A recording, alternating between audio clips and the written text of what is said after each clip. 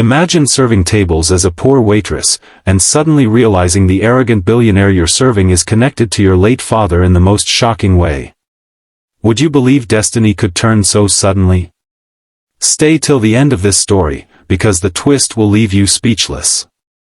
And before we dive in, make sure to like this video and subscribe to the channel for more heart-touching stories. The restaurant was buzzing with the usual hum of chatter, the clinking of glasses, and the aroma of sizzling dishes drifting through the air. A young waitress named Alina, only 22 years old, rushed between tables, balancing trays of food and smiling politely despite the exhaustion in her eyes. Her uniform was slightly faded, her shoes worn out, but her spirit remained bright, though life had been unkind. Her father, once a respected man, had passed away years ago under tragic circumstances, leaving behind nothing but memories and an old briefcase filled with papers. Alina had worked ever since, not for dreams of wealth but for survival, paying rent, caring for her younger brother, and protecting the dignity of a family that had lost everything. That night, however, fate was about to alter her path forever. At the corner table, a man in his early 30s sat with a commanding presence. His sharp suit, perfectly styled black hair, and steely gray eyes marked him as someone powerful, someone used to the world bowing at his feet.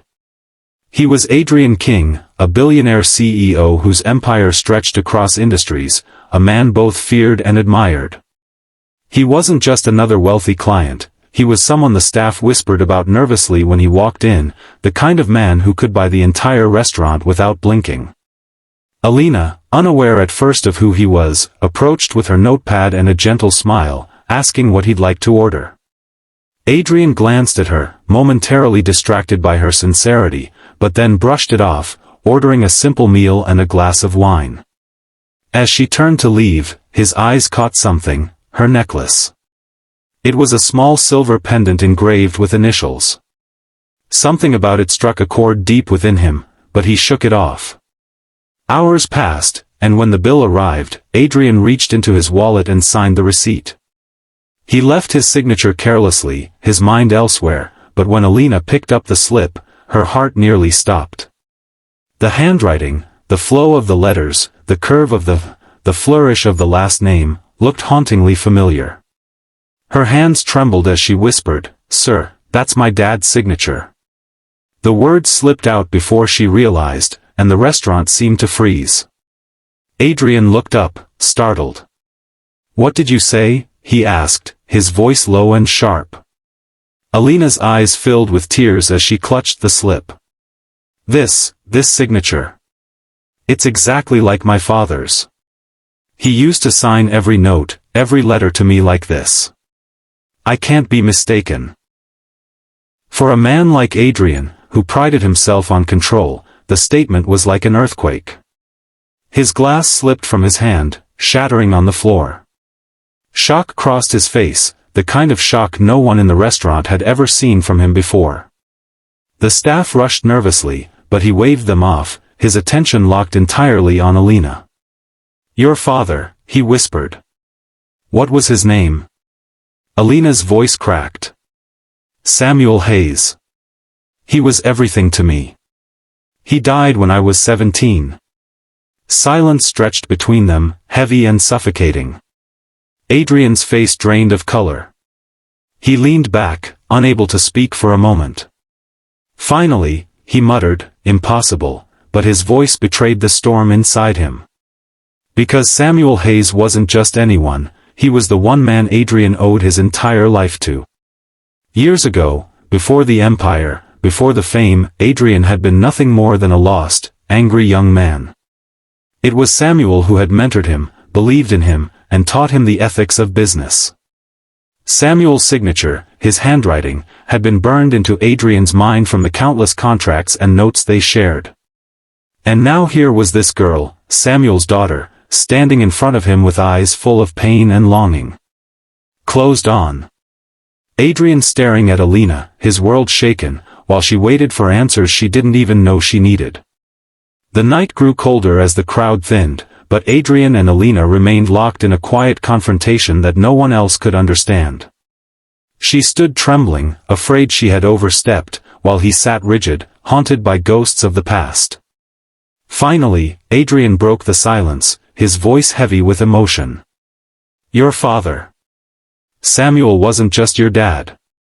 He was my mentor, my guide. Without him, I'd be nothing today." Alina gasped, her hands covering her mouth. You knew him?"